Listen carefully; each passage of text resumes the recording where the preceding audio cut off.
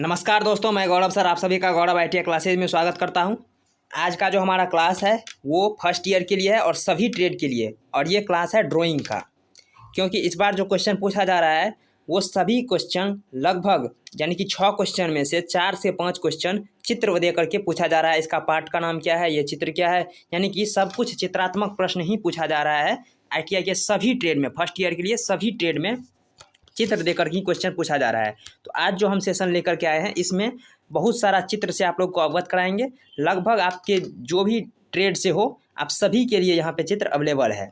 और उसके बाद हम बताएंगे कि किस किस का, यानी कि जहाँ पे जो दिया गया है कुछ माइक्रोमीटर दिया गया है, इनसाइड कैलिपर, डेप्थ में माइक्रोमीटर, इस तरह से जितना भी माइक्रोमीटर या वर्नियर कैलिपर है इस सब का लिस्ट काउंट भी हम बताएंगे। तो चलते हैं आज क्वेश्चन की तरफ। अगर इसका पीडीएफ चाहिए तो गौरव आईटीआई क्लासेज नाम से टेलीग्राम ग्रुप है, वहाँ से ज्वाइन करिए। आप इसका भी पीडीएफ ले सकते हैं, इससे पहले जो भी पीडीएफ दिया गया है उसको भी ले सकते हैं, और साथ ही साथ आगे जो भी पीडीएफ वहाँ पे अपलोड किया जाएगा आप सबको डाउनलोड करके पढ़ सकते हैं। ठीक है, तो हम चलते हैं क्वेश्चन की तरफ। तो क्वेश्चन नंबर पहला हम देख लीजिए, यानी कि ये जो हमारा शॉर्ट है यहाँ पे देखिए, इसमें दिया गया है पंचभुज, षष्ठभुज, सप्तभुज, अष्टभुज, नवभुज, दसभुज, यानी कि इसका कोण निकालने के लिए किस तरह से निकाला जाता है। हो सकता है एक दो क्वेश्चन ऐसा भी हो जिसमें कि आप लोग को कोण पूछ दिया गया हो कि पंचभुज का इसमें से कौन सा कोण होगा, नवभुज का कौन सा कोण होगा, इस तरह से। तो देखिए इसका सूत्र होता है 2n - 4 × 90 डिग्री, यानी कि n यहाँ पे क्या है, n है हमारा भुजा का संख्या है, और यहाँ पे सारा का सारा मान आप बैठा करके निकाल सकते हैं। तो इस तरह से हमारा मान कुछ निकलेगा, यानी 1080 हो जाएगा अष्टभुज का। उसके बाद हम 10 भुज का निकालेंगे तो यहाँ पे 1444 हो जाएगा, इस प्रकार से। और अगर हमें एक कोण का मान निकालना हो, किसी एक कोण का मान निकालना हो, तो इसी सूत्र में बटा n कर देंगे, यानी कि n से हम भागा दे देने पर, यानी n हमारा क्या है, भुजा है, यानी कि पंचभुज का रहा है तो 5 से भागा दे देंगे, उसके बाद सप्तभुज का रहा है तो 7 से भागा दे देंगे। इस तरह से हम भागा दे करके एक कोण का मान निकाल सकते हैं, जिस तरह से यहाँ पे निकाला गया है। ठीक है, देख सकते हैं कि यहाँ पे जो नवभुज है उसका एक कोण का मान कितना हो जाता है, 140 डिग्री हो जाता है। तो इस तरह से आप सारा सारा कोण निकाल सकते हैं। इसको एक बार याद कर लीजिए, काफ़ी आसान है। आप इसको याद करना चाहे तो याद कर सकते हैं, या फिर सूत्र पे बैठा करके आप निकाल सकते हैं। अच्छा होगा कि आप सूत्र ही याद कर लीजिए और सूत्र पे बैठा करके आप कहीं भी कोई भी कोण निकाल सकते हैं। ठीक है, अगला क्वेश्चन तरफ चलते हैं। तो यहाँ पे दिया गया है कुछ, ये है टाइटल, ये सब्जेक्ट यानी कि वस्तु, और ये है कन्वर्जन, यानी कि इस तरह से आपको दिया जा सकता है फिगर। ठीक है, तो यहाँ देख सकते हैं ये जो हमारा फिगर दिया गया है ये हमारा एक्सटर्नल थ्रेड है, यानी कि बाहरी थ्रेड। थ्रेड मतलब चूड़ी काटना। आप लोगों ने लेथ मशीन पे देखा होगा कि आप लोग लेथ मशीन पे या टेप या डाया से थ्रेड काटते हुए, यानी कि गुना करते हुए, तो वो गुना को हम थ्रेड कहते हैं। तो ये एक्सटर्नल थ्रेड यानी कि बाहरी ऊपर से थ्रेड कटा हुआ है, तो इसको हम इस तरह से सूचित करेंगे, जो कि कन्वर्जन में दिखाया गया है, जो इस तरह से हम इसे सूचित करते हैं। उसके बाद आता है हमारा इंटरनल थ्रेड, जो कि आंतरिक रूप में थ्रेड कटा हुआ रहेगा, तो वो इस तरह से होगा, लेकिन उसको हम जो शो करेंगे बुक में या फिर किसी पेज पर, तो उसको हम इस तरह से शो करेंगे। उसके बाद है स्ट्रेट नर्लिंग। नर्लिंग 3 प्रकार का होता है, एक स्ट्रेट नर्लिंग होता है, दूसरा डायमंड नर्लिंग होता है, और तीसरा होता है कर्व। दूसरा कर्व नर्लिंग, तीसरा कर्व नर्लिंग होता है। कर्व नर्लिंग कुछ इस प्रकार से होता है, इधर इधर इधर, फिर इधर इधर इस तरह घूम घूम कर होता है, वो हमारा कर्व नर्लिंग होता है। नर्लिंग हम इसलिए करते हैं ताकि किसी भी औजार पे हमारी अच्छी पकड़ बन सके, यानी कि उस पर हाथ स्लिप ना करे, और अच्छी दिखावट के लिए, अच्छी दिखावट और अच्छी पकड़ के लिए हम नर्लिंग करते हैं। ठीक है, तो इसमें से आप लोग देख सकते हैं कि नर्लिंग का जितना भी दिया गया है, ठीक है। तो नर्लिंग में देख लीजिए आप, यहाँ पे डायमंड नर्लिंग किस तरह से दर्शाया जा रहा है। डायमंड नर्लिंग में एक सीधा आएगा, फिर दूसरा इसको इस तरह से क्रॉस कटा होगा, तो वो डायमंड नर्लिंग होगा। और स्ट्रेट नर्लिंग में क्या होता है, स्ट्रेट नर्लिंग में सिर्फ एक ही लाइन सीधा सीधा इस तरह से रहेगा, तो वो स्ट्रेट नर्लिंग होगा। यहाँ पे देख सकते हैं ये स्ट्रेट नर्लिंग, और ये आपका डायमंड नर्लिंग है। उसको दर्शाने के लिए सिर्फ नीचे में थोड़ा स्ट्रेट नर्लिंग के लिए स्ट्रेट लाइन दे देगा, और डायमंड नर्लिंग के लिए थोड़ा नीचे में डायमंड टाइप से दे देगा। ठीक है, तो इसका दोनों आप समझ गए। उसके बाद है ये आप लोग का स्टड है। ठीक है, ये साफ्ट है। कौन सा साफ्ट है, तो यहाँ पे आप देख रहे हैं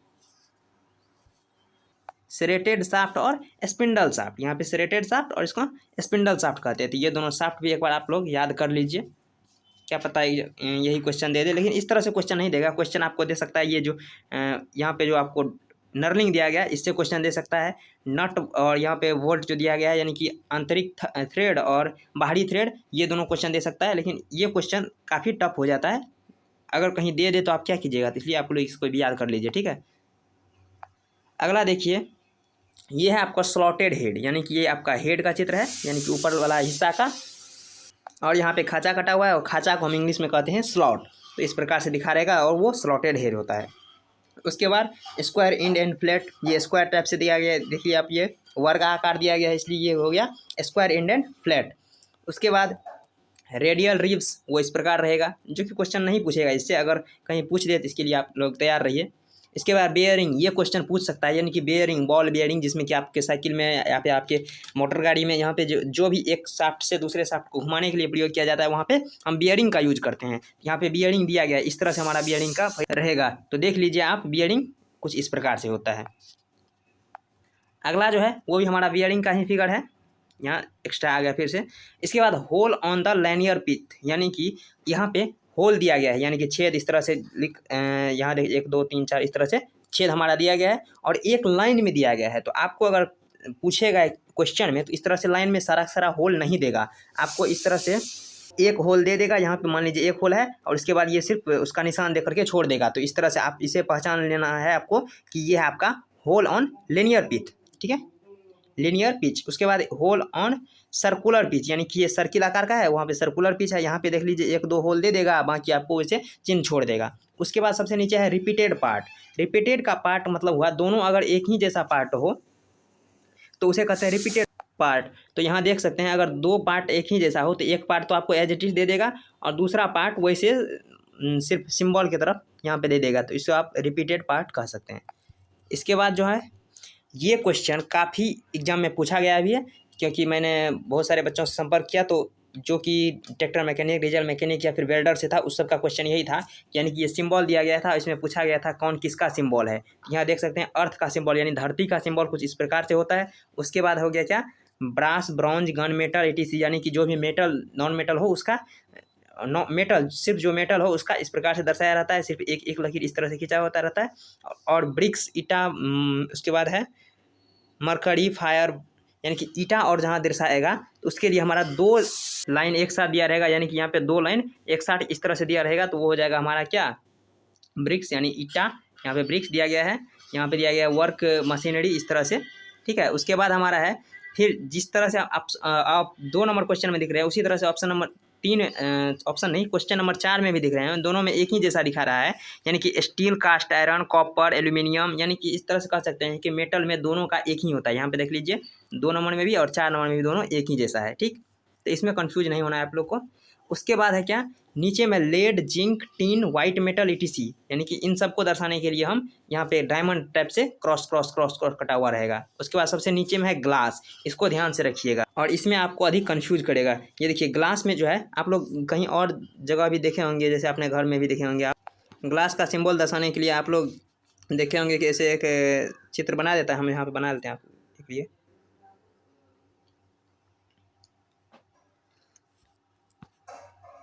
ग्लास के लिए आप लोग देखे होंगे कि इस तरह से कोई एक कांच रहेगा, और सिर्फ बीच में उसको इस तरह से खर्चा रहेगा, फिर इस बीच में इस तरह से खर्चा रहेगा, तो हमारा ग्लास का चिन्ह होता है। तो वही नीचे में दिख रहा है कि बीच में सिर्फ 2 3 4 5 लाइन दिखा रहेगा, सिर्फ 2 3 4 5 लाइन, जो कि आपके किसी भी अंतिम पार्ट से नहीं लगाया हुआ रहेगा, तो वो आपका ग्लास का चित्र होता है, ठीक है।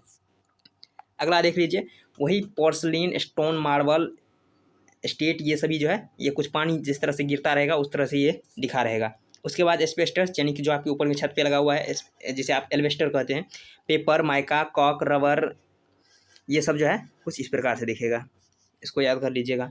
उसके बाद जो भी पानी, आयल, केरोसिन, जो भी तरल पदार्थ है, जो भी बहने वाला पदार्थ है, वो कुछ इस प्रकार से दिखेगा। आप लोग तो नदी में भी इस तरह से दृश्य देखे होंगे, तो ये तो आप लोग भूलेंगे नहीं, ठीक है। और वुड, प्लाईवुड, यानी लकड़ी और प्लाई, उसको सूचित करने के लिए कुछ इस प्रकार से दिया रहेगा, यानी कि मकड़ी के जाल जैसा रहेगा, ठीक। उसके बाद कंक्रीट, आरसीसी, यानी कि ईटा पत्थर के लिए, यहाँ बीच में देख सकते हैं ये यहाँ कुछ गिट्टी गिट्टी दिया गया है, और बाकी जो है ये सीमेंट, पानी और लगा हुआ है, तो ये कंक्रीट का चित्र है, ठीक। नेक्स्ट यहाँ पे चित्र देख सकते हैं नट का, यानी कि नट इस प्रकार से दिया रहेगा। सिंबल आप लोग को इस प्रकार से दिया रहेगा, यहाँ इस तरह से सिंबल नहीं दिया रहेगा, इस तरह से अगर सिंबल दे तो काफ़ी टफ हो जाता है, तो इस तरह से सिंबल नहीं, सिंबल कुछ इस प्रकार से दिया रहेगा, ठीक है। उसके बाद स्टड, यानी कि सीधा बोल्ट जिसे कह सकते हैं, वो यहाँ इस तरह से रहेगा। हेक्सागोनल बोल्ट, जो कि 6 भुजा वाला हो, तो वो कुछ इस प्रकार रहेगा। और चीज हेयर बोल्ट, वो इस प्रकार से रहेगा, आप लोग इसको देख लीजिए, यानी कि ये सिंबल जो आप लोग को दिख रहा है, ये आप लोग को इस तरह से पूछा जा सकता है, आप उसको नाम पूछा जा सकता है। ऑप्शन में दे देगा चिग बोल्ट, उसके बाद दे देगा हेक्सा वोलर स्टड नट, जो भी देना हो आप लोग को दे देगा, तो आप लोग इसमें याद रख लीजिएगा एक बार। और इससे पहले जो भी हम क्वेश्चन कराए हैं ड्राइंग का, वो सारा का सारा अगर आप लोग देख रहे हैं तो देख लिए हैं तो ठीक है, अगर नहीं देखे हैं तो आपके पास अगर समय है तो देख लीजिए, नहीं समय है तो इससे पहले हम निमी के द्वारा जो रिसेंटली अपलोड किया गया था उसमें से 20 क्वेश्चन को हम 2 पार्ट में कराए हुए हैं, तो उस क्वेश्चन को जरूर देख लीजिए और फिर आज जो करा रहे हैं उसको देख लीजिए। 2 क्लास देख लीजिए, ऑलमोस्ट आपका कवर हो जाएगा। और अगर आपने पहले वाला सारा क्लास देखा होगा तो आप तो 6 में से 6 मार के आएंगे ही, ठीक है। नेक्स्ट देख लीजिए, ये आपका वेल्डर से है, यानी कि लेकिन ये सारा का सारा आप लोग का फर्स्ट ईयर में सभी के लिए कॉमन होता है, तो वेल्डर क्या, टर्नर, मशीनिस्ट क्या, सभी के लिए समान ही होता है। तो आप लोग को यहाँ पे दिखेगा सभी ट्रेड के बच्चों के लिए इस तरह से क्वेश्चन, जो कि फिलेट को इस तरह से दर्शाया जाता है, फिलेट यानी 90 डिग्री पे हो और उसको इस तरह से दर्शाया जाता है, ये आपका फिलेट हो जाता है, ठीक है। और फिलेट का चित्र कुछ इस प्रकार से है। उसके बाद जो है स्क्वायर बोल्ट, स्क्वायर बट वहाँ का चित्र इस तरह से है। आप लोग को ये चित्र नहीं देगा, आप लोग को ये वाला चित्र देगा, ठीक है। आप लोग ध्यान रखिएगा, ये वाला चित्र देगा और पूछेगा इसमें से कौन सा है। और यहाँ पे भी बट कर रहा है तो एक भी की तरह यहाँ पे दिख रहा है आप लोग को, उल्टा भी की तरह, तो आप यहाँ पे सिंगल भी बट दे रहा है तो ये सिंगल भी हो गया। डबल भी बट यानी कि एक ऊपर से भी और एक नीचे से भी अगर भी बना दे इस तरह से, एक ऊपर से भी और एक नीचे से भी बना दें और दोनों साइड से इस तरह से बंद कर दें तो वो डबल भी हो जाएगा। उस तरह से यू बट में देखिए यू आकार का है, डबल यू में ऊपर से भी यू नीचे से भी यू। उसके बाद फिर यहाँ पे सिंगल विवेल बट है तो उसके लिए यहाँ पे देख लीजिए किस तरह से दिया गया है।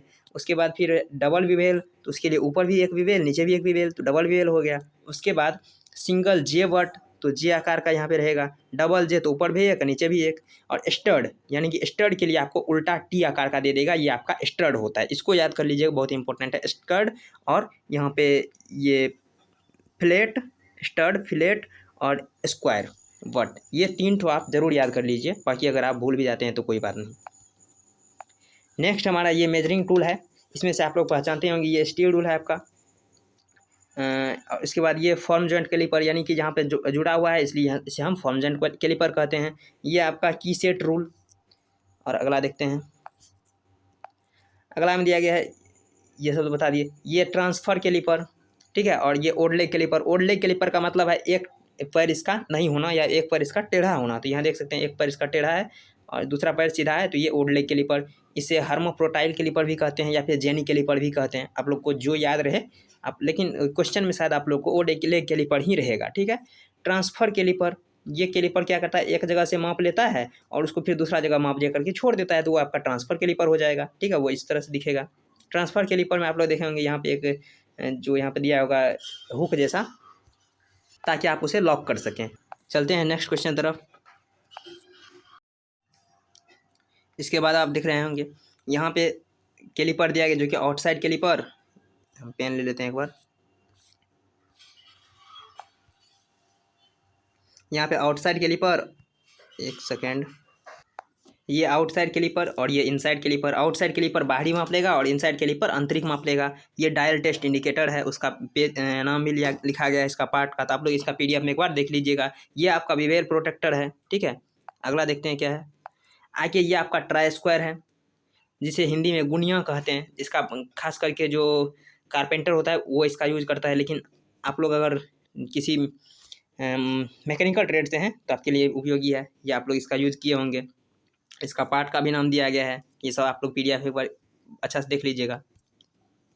आगे जो है ये आपका स्क्राइबर है, ये पार्ट स्क्राइबर है और इसके हम कहते हैं, यहाँ पे लिखा गया है एडजस्ट स्क्राइबर, यानी स्क्राइबर को एडजस्ट करने के लिए ये पार्ट है। लेकिन ये और ये पूरा का पूरा आपका क्या है, ये पूरा का पूरा जो आप लोग को ये यंत्र दिख रहा है, ये पूरा का पूरा यंत्र सरफेस गेज है, यानी कि इससे हम किसी भी ऊपर मार्किंग कर सकते हैं या फिर लेथ मशीन पर सेंटरिंग के लिए इसका प्रयोग कर सकते हैं। ये आपका एडजस्टेबल स्क्रू होता है, ठीक है।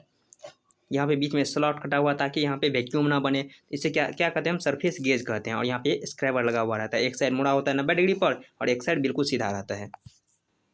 ये आपका वर्नियर कैलिपर है, ठीक है। वर्नियर कैलिपर आप देख सकते हैं, इसका लिस्ट काउंट भी हम लास्ट में बताएंगे और आप इसका पार्ट का नाम भी देख सकते हैं, इसको पीडीएफ में आप लोग एक बार अच्छा से देख लीजिएगा। ये आपका वर्नियर कैलिपर है। अगला आप लोग देख सकते हैं, ये है रेडियस गेज, यानी कि त्रिज्या मापने वाला रेडियस गेज, ठीक है। यहाँ पे साइन बार और यहाँ पे स्नैप गेज।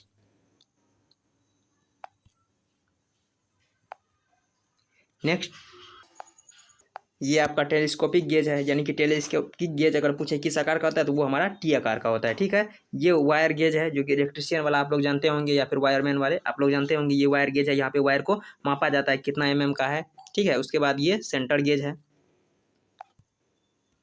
ये देख लीजिए स्क्रू पिच गेज, यानी कि आप जो थ्रेड काटेंगे तो उसे मापने के लिए स्क्रू पिच गेज का उपयोग करते हैं। और यह है फिलर गेज, ये मिलिंग मशीन का जो दांत तेज करते हैं तो उसमें हम फिलर गेज का उपयोग करते हैं मापने के लिए।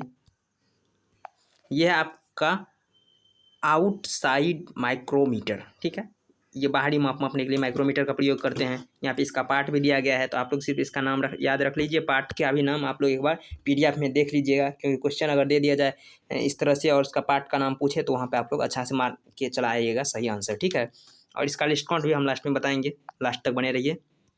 और ये है आपका स्क्रू थ्रेड माइक्रोमीटर, यानी कि ये आपका थ्रेड मापता है। यहाँ पे देख सकते हैं ये सिंबल दिया गया है क्या, थ्रेड मापने का। और यहाँ पे आप लोग देख रहे हैं यहाँ पे इस तरह से, और यहाँ से भी ये खाली जगह दिया गया है, यानी कि इसमें हम थ्रेड मापते हैं कि कितना mm का थ्रेड है, या फिर इंच में भी माप सकते हैं थ्रेड। तो ये आपका होता है स्क्रू थ्रेड माइक्रोमीटर, ये काफ़ी शुद्ध मापता है इसलिए। इसके बाद हमारा स्क्राइबर मशीन में भी लगा के यूज़ कर सकते हैं, आप हाथ से भी यूज़ कर सकते हैं, या फिर सरफेस गेज में भी लगा के यूज़ कर सकते हैं।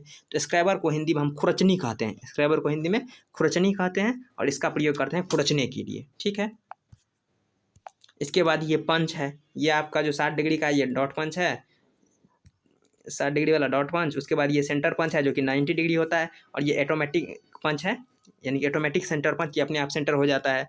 और इसके बाद एक ये 90 डिग्री वाला सेंटर पंच, 60 डिग्री वाला डॉट पंच, और एक होता है इस तरह से 30 डिग्री का दिया रहेगा, 30 डिग्री वाला। तो 30 डिग्री वाला हमारा होता है प्रिक पंच, प्रिक पंच। ठीक है,